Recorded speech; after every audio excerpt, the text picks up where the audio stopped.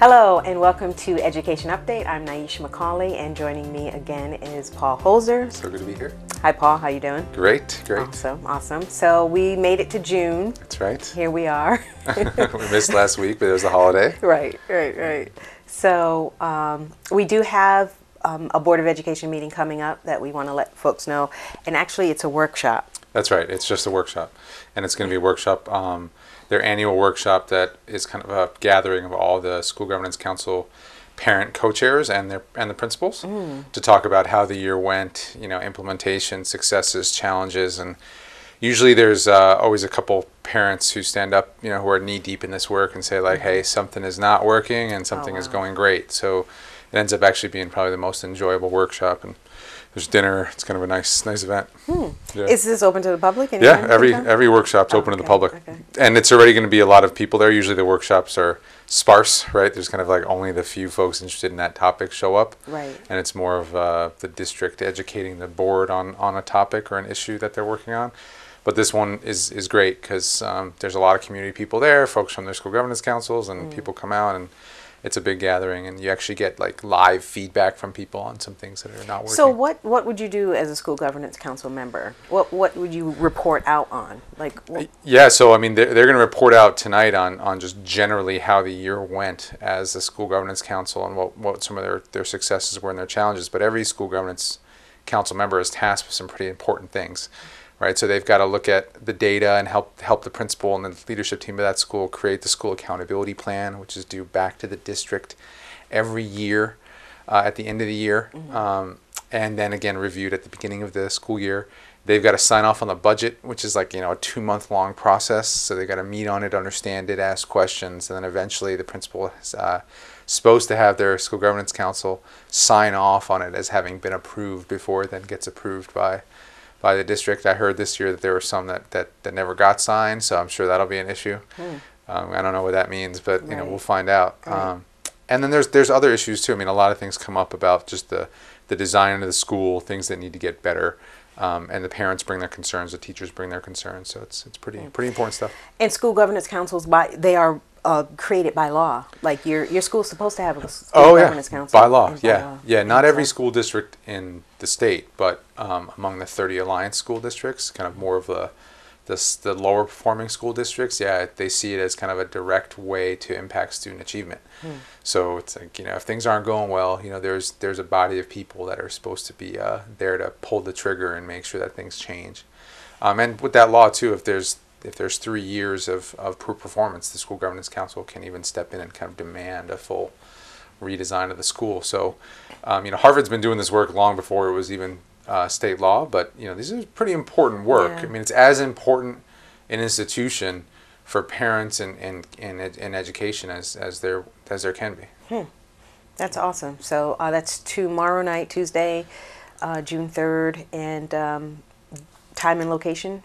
I believe it's 5:30. Most board workshops are 5:30. Yeah, it is. Everything's at 5:30 this year. Yeah. I can't. The location, do you remember that? I do not. Unfortunately, I didn't check that fact. Well, but Harvard Public Schools website, right? harvardschools.org.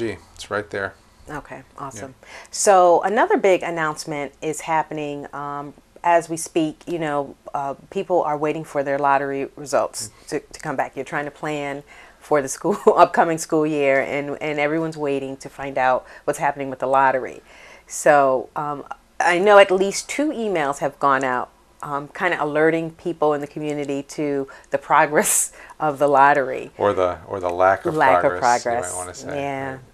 Yeah. And so I heard that those folks who filled out the magnet applications and also opted to do open choice to get their kids into a seat in a suburban school, that the folks who opted for open choice have heard back about whether or not their child got a seat in a suburban school. But those who just filled out for magnet schools, right. Whether they're CREC or HBS, any magnet school, have yet to hear back because their things are running late. Supposedly there's issues with the budget, and then deciding still how many seats are going to go to which schools, and you can't run a lottery until you know how many seats you have. It's like you've got the demand, but you need to know the supply. Right. So folks are still waiting. They've said that by the first week of June, which is this week, they should have run the lottery. That would mean another week or maybe 2 weeks until someone actually receives their letter. So, and we're tracking this pretty pretty intently, and there's no more other information than that, unless you've heard something. No, but I do know one piece of information I did find out is when they run the lottery, you do find out immediately. Okay. Like you are emailed immediately, and then a letter is sent out immediately. So as Great. soon as they run the lottery, you'll know about it. So check whatever email you put on that application. Remember what that password was, and check it. Check it. Every day this week and every day next week. Absolutely, because the next step for you would be to reply to it. You do have to reply. That's a very important step. You have to reply and say that you want the seat, and and then later in the school year, you actually have to register at the school that you were selected for or that you chose. So you got to stay on top of this. It's pretty big. Absolutely. And, there's, Lourdes Fonseca, who's at Heart, is kind of like always an expert on school choice stuff, and folks are always calling her. But you're welcome to call us, too. Call over to Heart or call over to Achieve Hartford if you have any questions or get a letter and you don't quite understand what it is. Always call the school district first, but, we're also a resource. So. Yep. So we, the news rolling out of Achieve Hartford, last week we just had this kind of like a thunderclap week, like every day some big news was coming out, but one of the pieces of information was more about blended learning. Yeah. So we're pretty excited, and I guess I kind of my excitement shows because I really love blended learning or personalized blended learning. Yeah. Why do you love it so much? Because I think it is the one thing, and I'm new to reform. And how school districts are reformed, and I've seen some things happen so far in the city of Hartford that not necessarily has worked, but in researching personalized blended learning, I think this can change the game for every student. Yeah. And particularly for cities, I can't speak for suburban students, but I just think for students who live in cities, personalized blended learning just will have a way of engaging them. Yeah, I agree with you, and I think it's, everyone talks about suburban, urban. Why can't it all just be the same thing? And I said, listen, in a lot of suburbs, most of the kids are arriving at the same level. Or relatively close. In an urban center, that's the challenge, right? For an urban educator is that you've got kids coming in at such disparate levels. Yeah. You got your gifted kid, you've got a lot of kids who are struggling, a couple grade levels behind, a lot strong ELL population, and even bigger special education population than you'd find in a suburb. You've got a lot of kids in the middle, and personalized blended learning, right? It's about how do you grab the 21st century by the horns and say, why are we still teaching like the same thing in the same way over the same pace for an entire group of kids? Yeah. And how do we break kids up and kind of challenge them where they're at and give them an opportunity to accelerate their own education, right? To kind of speed up their pace of learning when they're really excited about something and they get something, and to move faster. And I think using technology can be helpful in that, and that's why it's so exciting. I agree with you. It is, and it's key that you said using technology, because it's not just having a computer or a tablet or a smartphone. It's using that to engage in learning and having that ability to move ahead if you have mastered the content. Yeah, exactly. And to make learning happen everywhere. I mean, I think that's the big thing, right? It's like you want to infuse in these kids that if you have a cell phone or access to a computer, right, your learning should be happening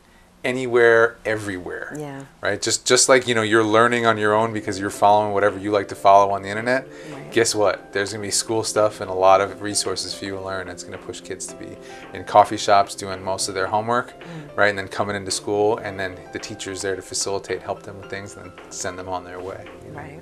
So anyway, I'm fired up about this too. It's great. So we are hosting a series of forums to just let a bigger audience in Hartford know about what personalized blended learning is. Yeah, and one big forum in particular, which will be July 9th at the Lyceum.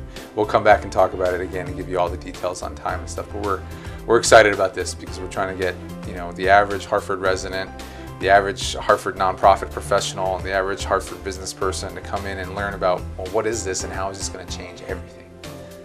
So I'm excited about it. Yeah, so that's cool. So just stay tuned for that. And as always, if you have any questions, comments, or feedback, things that you want to let us know about, please, we're on Facebook, Twitter, or just give us a call.